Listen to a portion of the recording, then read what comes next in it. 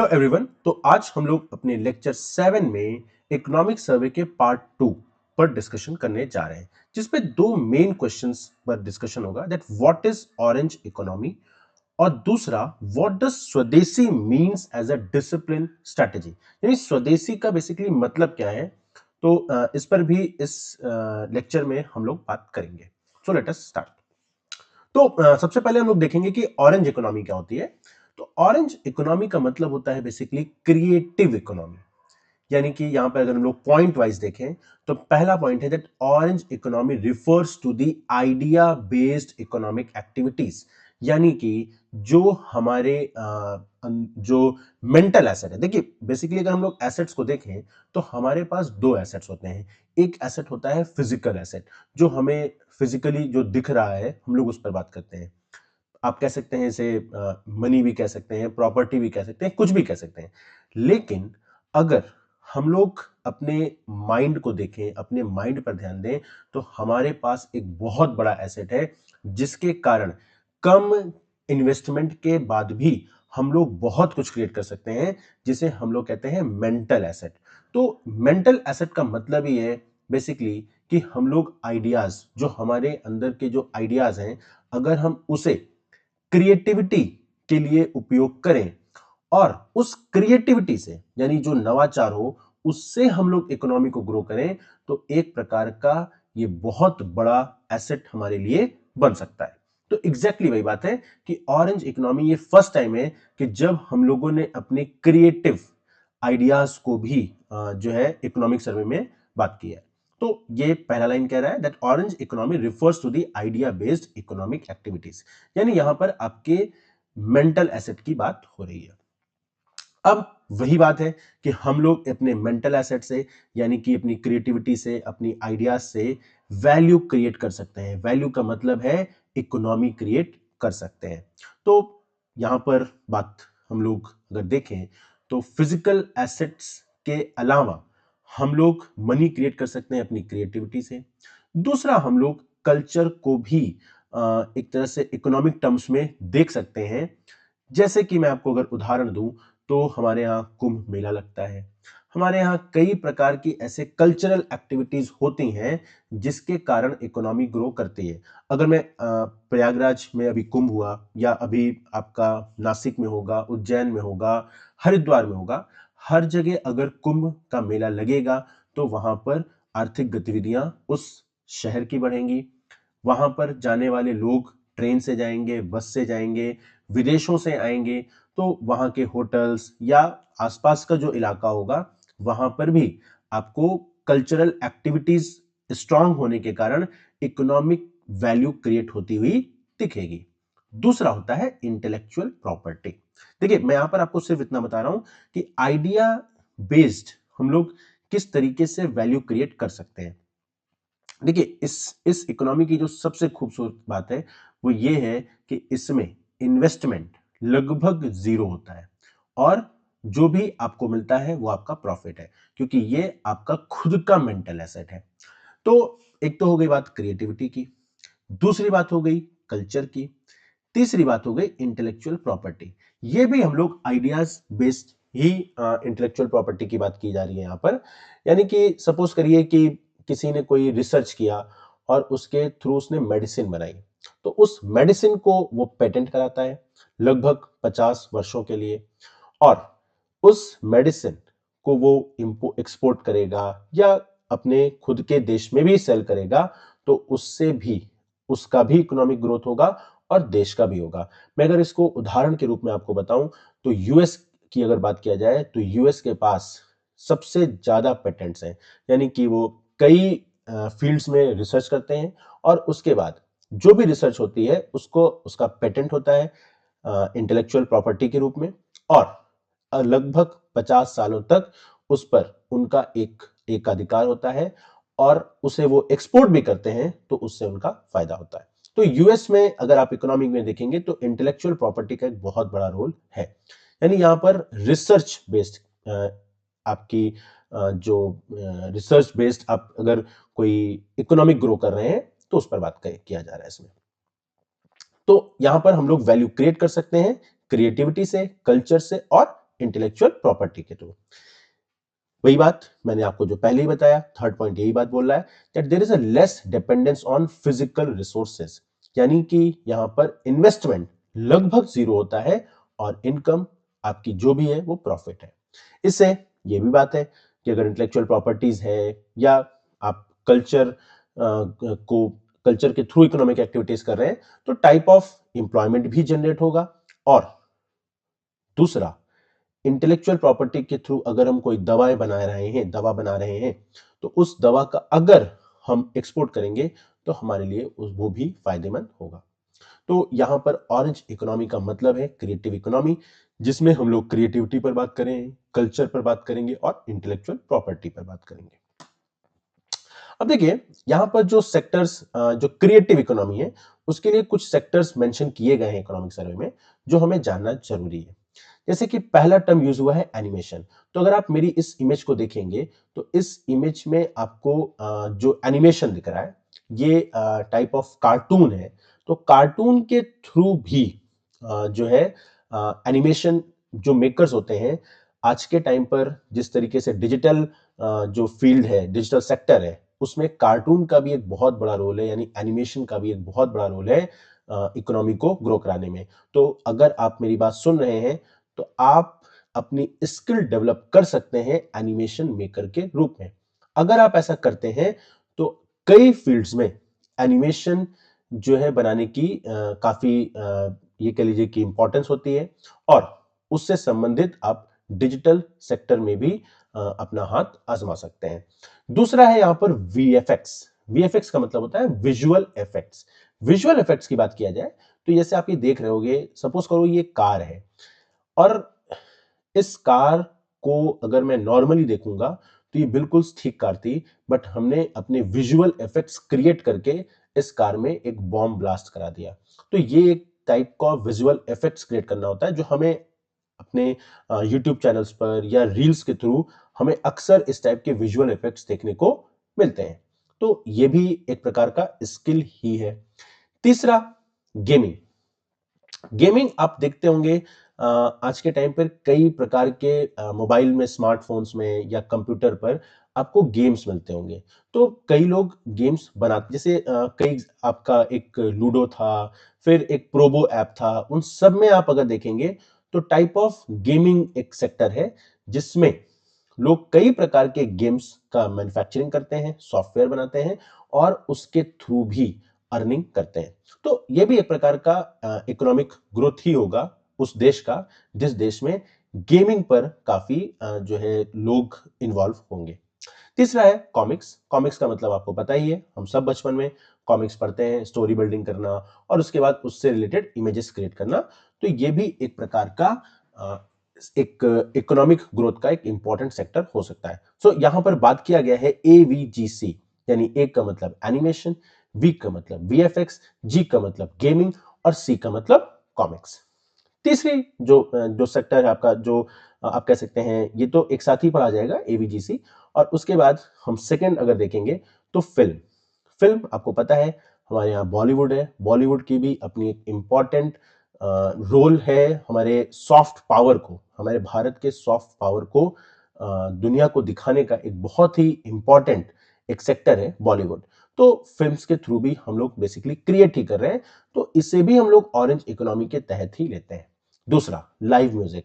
आपको पता होगा कई प्रकार के कॉन्सर्ट्स होते हैं, लाइक कई म्यूजिशियंस होते हैं जो विभिन्न देशों में जाते हैं या अपने कंट्री में कई सिटीज में जाते हैं जहां पर लाइव म्यूजिक कॉन्सर्ट्स करते हैं, जिसमें सपोज करिए अगर स्टेडियम में जा रहे हैं तो स्टेडियम में जो है वहां पे आसपास कई होटल्स होंगे, रेस्टोरेंट्स होंगे, उनकी भी एक्टिविटी होगी। प्लस जब लोग मूवमेंट करते हैं तो उससे भी रेल रेल, बस या आप कह सकते हैं फ्लाइट्स, उनको भी एक ये कह लीजिए कि इकोनॉमिक एक्टिविटीज वहां पर भी होती है। प्लस जहां पर कॉन्सर्ट हो रहा है वहां पर तो अर्निंग हो ही रही है। तो ये भी एक प्रकार का इकोनॉमी एक इंपॉर्टेंट सेक्टर है जिससे हम लोग इकोनॉमी ग्रो कर सकते हैं। एग्जैक्टली डिजाइनिंग भी यही चीज है। तीसरा, डिजिटल कंटेंट क्रिएशंस। हम लोग को पता है यूट्यूबर्स हैं, इन्फ्लुएंसर्स जिनको हम कहते हैं, या रील मेकर हैं, ये सब भी कहीं ना कहीं इकोनॉमी में एक इम्पॉर्टेंट रोल प्ले कर रहे हैं। सो ये सब आप कह सकते हो कि ये सब क्यों ग्रो कर रहा है? This is because of the digital platform. यानी अगर हमारे पास इंटरनेट और स्मार्टफोन और कंप्यूटर्स ना हो तो ये सभी चीजें हम लोग नहीं देख सकते, और ये सब कहीं ना कहीं डिजिटल प्लेटफॉर्म के कारण ही ग्रो कर रहे हैं, और इन सबका इकोनॉमिक ग्रो करने में इंपॉर्टेंट रोल है। तो कहीं ना कहीं डिजिटल प्लेटफॉर्म के माध्यम से हम ऑरेंज इकोनॉमी को और आगे ले जा सकते हैं। अब आइए आगे। अब वही बात है, मैंने बोला ना कॉन्सर्ट इकोनॉमी, तो ये जो कॉन्सर्ट्स होते हैं इसका भी जो लाइव म्यूजिक हो रहे हैं, जैसे कि कई आपके जैसे दिलजीत है, और भी कई सिंगर्स हैं, सुनिधि चौहान है, सोनू निगम है, ये सभी लोग लाइव कॉन्सर्ट्स करते हैं, जाकर फॉरेन में करते हैं या इंडिया में भी करते हैं, इससे इकोनॉमी ग्रो होती है। अब देखिए यहां पर एक बहुत बढ़िया बात की गई है कि अगर ये जो कल्चरल इवेंट्स हम लोग करते हैं, अगर इन इवेंट्स को हम लोग लिंक करें हिस्टोरिकल प्लेसेस से, लाइक अगर आप मान लीजिए झांसी में कोई कॉन्सर्ट करते हैं और झांसी के किले के पास करते हैं, तो झांसी का जो फोर्ट है उस जगह की भी एक तरह से आप कह सकते हैं एक एडवर्टीजमेंट होगा, या लोग वहां पर भी झांसी में जो फोर्ट है आपका रानी लक्ष्मीबाई का, उसे भी लोग विजिट करेंगे, उससे और इकोनॉमी ग्रो कर सकती है। तो ये सारी चीजें हम लोगों को, ये जो कल्चरल इवेंट्स हैं, ये मल्टीप्लायर इफेक्ट क्रिएट कर सकते हैं और कर भी रहे हैं। एग्जैक्टली ये टूरिज्म और हॉस्पिटैलिटी, वही बात मैंने बोली, रेस्टोरेंट्स और आपके होटल्स और इन सब पर एक जो टूरिज्म सेक्टर है वो भी इससे ग्रो करेगा। तीसरे सेक्टर की बात मैंने किया है that it generates local employment, exactly same बात है, कॉल्ड हाई मल्टीप्लायर एक्टिविटी। तो कॉन्सर्ट्स का अपने आप में एक इंपॉर्टेंट रोल हो सकता है इकोनॉमी को ग्रो करने में। अब यहां पर बात आती है कि इसमें गवर्नमेंट क्या सपोर्ट करेगी। चूंकि इकोनॉमिक सर्वे में इस पर चर्चा हुई है, तो गवर्नमेंट ने अपनी तरफ से भी क्या सपोर्ट होगा इस पर भी बात किया है। तो सबसे पहले तो reduction of visa and forex restrictions. Visa अगर आप लोगों को पता हो तो किसी भी व्यक्ति को अगर दूसरे देश में जाना होता है तो उसे एक उस देश की अनुमति प्राप्त करनी होती है, जो हम वीजा के माध्यम से करते हैं। तो वीजा के लिए जो जितने भी तरह के रिस्ट्रिक्शंस हैं उसको हम लोग कम करने की बात कर रहे हैं, जिससे लोग आसानी से हमारे देश में आ सके।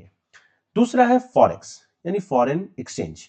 तो ये बेसिकली मान लीजिए कि अगर कोई यूएस का इंडिया में आएगा तो उसे अपने डॉलर को रूपी में चेंज कराना होगा, तो इससे रिलेटेड जो भी रिस्ट्रिक्शंस हैं हम लोग उसको भी रिलैक्स करने की बात कर रहे हैं, और ये काम गवर्नमेंट लेवल पर होता है, तो इसीलिए यहां पर गवर्नमेंट सपोर्ट के रूप में हम लोग इन सब चीजों को देख सकते हैं। दूसरा है use of heritage movements as event venues, मैंने आपको पहले बताया। तो हेरिटेज मॉन्यूमेंट्स जो भी होंगे उसके रख रखाव, उसके एडवर्टीजमेंट, उसको एक बेहतर तरीके से रेखांकित करना, उसको एक फ्रेमवर्क देना, ये सारा काम गवर्नमेंट का ही होगा। ठीक। अब आगे है that AVGC content creators labs in schools and colleges. तो यहां पर अब हम लोग क्रिएटिव इकोनॉमी को ग्रो करने के लिए, लोगों को क्रिएटिव बनाने के लिए स्कूल्स और कॉलेजेस में इसकी लैब बनाएंगे। आप कह सकते हैं जो भी लोग कंटेंट क्रिएट करते हैं उनके लिए एक उनको उनको स्किल देने के लिए हम लोग अब स्कूल और कॉलेजेस में लैब बनाएंगे। तो वही बात है, skill development in creative field. अब ये सारी बातें जो मैंने आपको बताई वो ऑरेंज इकोनॉमी से रिलेटेड थी। अब हम लोग बात करेंगे स्वदेशी पर। तो स्वदेशी को लेकर हमारे यहाँ एक इमोशनल एक टच आता है, जिसमें हम लोग कहते हैं कि इमोशनल, लाइक हमें अपने देश का ही सामान खरीदना चाहिए, और हमें विदेशों विदेशों से जो बने हुए सामान हैं उसे हमें नहीं खरीदना चाहिए। तो इन सब चीजों को लेकर जो हमारा इमोशनल एक अटैचमेंट है उस पर इसमें इस इकोनॉमिक सर्वे में बात किया गया है, और स्वदेशी की नई मीनिंग दी गई है। तो पहले तो हमें इस बात को समझना बहुत जरूरी है कि स्वदेशी है क्या। तो देखिए पहली ही लाइन लिखी हुई है दैट स्वदेशी डज नॉट मीन आइसोलेशन। पहली बात तो ये, लाइक अगर हम लोग ऐसा कहते हैं कि हमें स्वदेशी निर्मित सामान ही उपयोग करना चाहिए, तो इसका मतलब ये नहीं है कि हम अपने आप को देश से काट लें, विदेशों से काट लें, दूसरे देशों से हम अपने आप को बिल्कुल भी उनसे बिल्कुल समान नहीं लेंगे या हम उनके प्रति हमारा कोई गलत भावना है, नहीं। हम यहाँ आइसोलेशन में नहीं जाने की बात कर रहे हैं। हम लोग यहाँ पर बात कर रहे हैं कि जनरली हम लोग कोशिश करेंगे कि हम लोग स्वदेशी सामान ही खरीदें। और ये एग्जैक्टली वही बात है कि इसका अर्थ है रणनीतिक आत्मनिर्भरता। अब इसका क्या मतलब है रणनीतिक आत्मनिर्भरता का? तो देखिए, यहां पर अगर मान लीजिए कि अभी भारत ने इंडिया और यूरोप मतलब भारत ने यूरोप के साथ एक ट्रेड डील किया और उस ट्रेड डील में हम लोगों ने एक जो कार है, जितनी भी हमारे यहाँ ऑटोमोबाइल सेक्टर है, जैसे भारत की बात करेंगे तो भारत में टाटा है, मारुति है और महिंद्रा है। वैसे ही अगर आप यूरोप में बात करेंगे तो यूरोप की कंपनीज अगर आप कार की ऑटोमोबाइल की देखेंगे तो मर्सिडीज है, आपका जो है वो वॉल्वो है और भी कई कंपनीज हैं। तो आपकी जो ऑडी की जो गाड़ियां होती हैं, ये सारी गाड़ियां आपकी यूरोप से आती हैं। अब अगर ये गाड़ियां भारत में आएंगी तो भारत ने अभी तक तो इन सभी गाड़ियों पर लगभग 110% का टैक्स लगाया था। यानी जितने की गाड़ी है उसका डबल हम लोग टैक्स लेते थे। और हम लोग ये चाहते थे कि हमारे यहाँ ये गाड़ियां महंगी रहें, ताकि जो हमारे यहाँ की जो गाड़ियां जो मैन्युफैक्चर हो रही लाइक टाटा की, मारुति की और महिंद्रा की, उन गाड़ियों को लोग अधिक जो है खरीदें। और ऐसा होता भी था। हम लोग मैक्सिमम अगर आप देखेंगे तो हमारे यहाँ जो है टाटा, महिंद्रा और मारुति की गाड़ियां ही लोग खरीदते मिलेंगे। तो ये तो बात ठीक है, बट अब ट्रेड डील के बाद हम लोगों ने उस पर टैक्स कम करने की बात की है। जो भी साढ़े 16 लाख के ऊपर की गाड़ियां होंगी उस पर हम लोग टैक्स धीरे धीरे कम करेंगे। अब इससे प्रॉब्लम आएगी। प्रॉब्लम किसको आएगी? तो प्रॉब्लम आएगी जो भी अ, आप कह सकते हैं कि आपकी जो भी भारत में निर्मित गाड़ियां होंगी, अगर विदेशों की गाड़ियां सस्ती हो जाएंगी, जो कि ऑडी है, बीएमडब्ल्यू है और आपकी वोल्वो की गाड़ियां हैं, अगर वो सस्ती हो गई तो यहां की गाड़ियों पर उसका फर्क देखने को, इंपैक्ट देखने को मिलेगा, क्योंकि वहां की भी गाड़ियां सस्ती हो गई और ऐसे में लोग उस गाड़ियों को जो यूरोप में बनी है उसको प्रेफर कर सकते हैं। लेकिन यहां पर बात किया गया है कॉम्पिटिटिवनेस की। मतलब हमारे यहां की जो कंपनीज हैं, अब वो इतना ये कह लीजिए कि ग्रो कर चुकी हैं कि वो अपने आप को विदेशों में निर्मित होने वाली गाड़ियों के साथ कंपीट कर सकती हैं। वो चाहे टेक्नोलॉजी हो, वो चाहे आपकी सेफ्टी का वैल्यू हो, कुछ भी हो।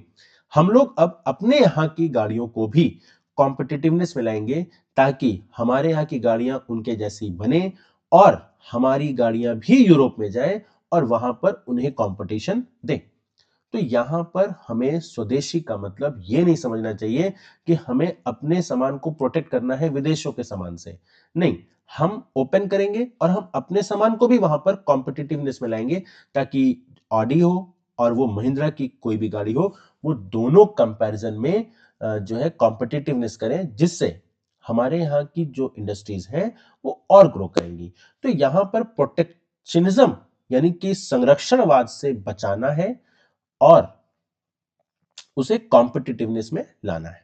तो एग्जैक्टली स्वदेशी का मतलब यहां पर यही कहा गया है कि हमें स्वदेशी का मतलब ये नहीं समझना चाहिए कि हमें अपने सामानों को प्रोटेक्ट करना है, बल्कि हमारे सामान को दूसरे देशों से निर्मित होने वाले सामानों के बराबरी में कॉम्पिटिटिवनेस लाना चाहिए, ताकि हमारे सामान एक्सपोर्ट भी किए जा सके। तो यहां पर स्वदेशी का मतलब यही है। अब देखिए, इसे एक सिस्टमेटिकली अगर इस स्वदेशीकरण को समझा जाए, डिसिप्लिन ये आपका जो इंडिजनाइजेशन है, इसका मतलब ये स्वदेशीकरण। और इसमें बात किया गया है क्रिटिकल वल्नरेबिलिटी, यानी कुछ ऐसे सेक्टर्स हैं जिसमें हम लोग फॉरेन इंपोर्ट्स, जो भी फॉरेन से जो हम लोग इंपोर्ट करते हैं, वो हम लोग बिल्कुल कंप्लीटली बैन रखते हैं, जो कि हमारे नेशनल सिक्योरिटी से रिलेटेड है। उदाहरण के लिए हमारा डिफेंस सेक्टर, हमारे जो वेपन्स बनते हैं, हमारा टेलीकॉम नेटवर्क, हमारा जो एनर्जी सिक्योरिटी है, लाइक अगर हम बात करें तो जो न्यूक्लियर एनर्जी है, तो न्यूक्लियर एनर्जी को हमें स्वदेशी ही रखना होगा और हम उसमें फॉरेन के जो भी कंपनीज हैं उसको कम से कम इन्वॉल्व करना ही पसंद करते हैं। हालांकि शांति बिल में इसमें थोड़ा बहुत रिलैक्सेशन किया गया है, लेकिन आपको ध्यान होगा मैंने आपको शांति बिल पढ़ाया था तो मैंने आपको वहां पर यह बात भी बोली थी कि जो हम केवल और केवल न्यूक्लियर रिएक्टर को ऑपरेट करने के लिए हम लोग जो है प्राइवेट सेक्टर की ओर जा रहे हैं, लेकिन जो एनर्जी न्यूक्लियर एनर्जी का जो मैन्युफैक्चरिंग होगी वो आज भी, यानी कि जो यूरेनियम का इनरिचमेंट है वो आज भी जो है गवर्नमेंट लेवल पर ही है। और इसमें हम लोग स्वदेश जो भी ऑपरेट भी करेगा उसको भी हम लोग पूरी कोशिश ऐसा किए हैं कि जिसके कारण जो भी उसको ऑपरेट करे वो भी प्राइवेट कंपनी हो बट वो भारत की हो। तो यहां पर बात हुई है क्रिटिकल वल्नरेबिलिटी यानी कि नेशनल सिक्योरिटी सेक्टर्स, जैसे कि टेलीकॉम, जैसे कि एनर्जी, जैसे कि डिफेंस और वेपन्स। इसमें हम लोग बिल्कुल स्वदेशी को ही प्रेफरेंस देंगे। दूसरा है स्वदेशीकरण में economically feasible capabilities, Indian advantage areas. अब यहां पर ऐसा समझिएगा कि यहां पर कुछ ऐसे हमारे सेक्टर्स हैं जैसे कि फार्मास्यूटिकल, जैसे कि सॉफ्टवेयर। ये इंडस्ट्रीज भारत की ऐसी हैं जो हम लोग दुनिया को एक्सपोर्ट करते हैं, तो हमें इस पर भी फोकस करना चाहिए। जो सेक्टर्स हमारे जैसे फार्मास्यूटिकल इंडस्ट्री है, दवा की बनाने की है, हम लोग विदेशों में, अफ्रीकन कंट्रीज में, कुछ हद तक यूरोप में, south Asian countries, south east Asian countries में हम लोग अपने यहाँ की निर्मित दवाएं सेल करते हैं। दूसरा, आपको पता है हमारे यहाँ सर्विस सेक्टर बहुत अच्छा काम करता है, जिसमें हमारी सॉफ्टवेयर इंडस्ट्री जो है उसके तहत हम लोग दुनिया में अपनी सर्विस को एक्सपोर्ट करते हैं। अब तीसरी बात बहुत इंपॉर्टेंट है, यहां पर लिखा हुआ है लो स्ट्रेटेजिक अर्जेंसी। देखिए ये जो टर्म मैंने यूज किया है लो स्ट्रेटेजिक अर्जेंसी, एग्जैक्टली यही चीज आपको इकोनॉमिक सर्वे में भी वर्ड देखने को मिलेगा। तो मैं आपको सिर्फ और सिर्फ इन सभी जो आपको दिख रहे हैं, टर्म्स दिख रहे हैं, उसका मैं मतलब समझाने की कोशिश कर रहा हूं। तो तीसरा है आपका अवॉइड कॉस्टली सब्स्टिट्यूशन। सो यहां पर बात हो रही है कि अब हम लोगों के पास जब हम लोग अगर हम लोग एज अ सिटीजन बात करें, नागरिक भारत देश के, तो हमारे लिए जब हमसे कहा जाता है कि सामान आपको स्वदेशी खरीदना है, आपको देश के मजबूती के लिए आपको सामान स्वदेशी खरीदना है, तो एक प्रॉब्लम आती है। हम लोग कई बार ऐसा भी देखते हैं कि हमारे यहाँ का जो निर्मित सामान होता है वो महंगा होता है एज कंपेयर टू जो हम लोग बाहर से सामान, जो विदेशी सामान है उसके कंपैरिजन में। तो ऐसे में हम लोगों के ऊपर एक कंफ्यूजन आती है कि हम लोग ज्यादा पैसा देकर स्वदेशी सामान खरीदें या हमें जो सस्ता सामान मिल रहा है हम लोग उसे खरीदें। तो स्वदेशीकरण का मतलब ये बिल्कुल भी नहीं है कि आप महंगे सामान को खरीदिए। एग्जैक्टली यही बात यहां पर लिखी हुई है। तो यहां पर कहने का मतलब है कि जो भी सामान स्वदेशी है लेकिन वो महंगा है, हम लोग कोशिश करेंगे, यानी भारत सरकार कोशिश करेगी कि कैसे हम उस सामान को, उस वस्तु को हम लोग जो है कॉम्पिटिटिवनेस के बेसिस पर हम लोग उसे, जो बाहर से सामान आ रहा है उसके बराबर उसका जो है प्राइस रखें, और जो भी उसमें कंपोनेंट्स यूज हो रहे हैं उसको भी हम लोग स्वदेश में बनाएं। हम लोग उसको भी इस तरीके से बनाएं जिससे बाहर से आने वाले सामान के वो बराबर हो। उसके बाद ही हम लोग जो है जो भी हम लोग इंपोर्ट कर रहे हैं उसको अवॉइड करेंगे। तो यही बात किया गया है। लो स्ट्रेटेजिक अर्जेंसी का मतलब अवॉइड कॉस्टली सब्स्टिट्यूशन, यानी जो सामान सस्ता मिल रहा है आप उसे लीजिए, भले ही वो विदेशी ही क्यों ना हो। तो यहां पर स्वदेशी को लेकर एक एक डिसिप्लिन तरीके से बात की गई है, ना कि इमोशनल होकर बात की गई है। तो आप लोग इसको जो है केवल पॉइंट वाइज लिख लेंगे तो आपको इन फ्यूचर जब आप आंसर लिखेंगे इससे रिलेटेड तो आपको फायदा होगा, आई होप। अब देखिए यहां पर एक और भी स्लाइड है कि ऑब्जेक्टिव ऑफ स्वदेशी। तो एग्जैक्टली वही बात जो मैंने बोली है, ये मेरे ख्याल से लास्ट स्लाइड है, तो मैं इसको भी बता दूं आपको कि स्वदेशी का ऑब्जेक्टिव क्या है।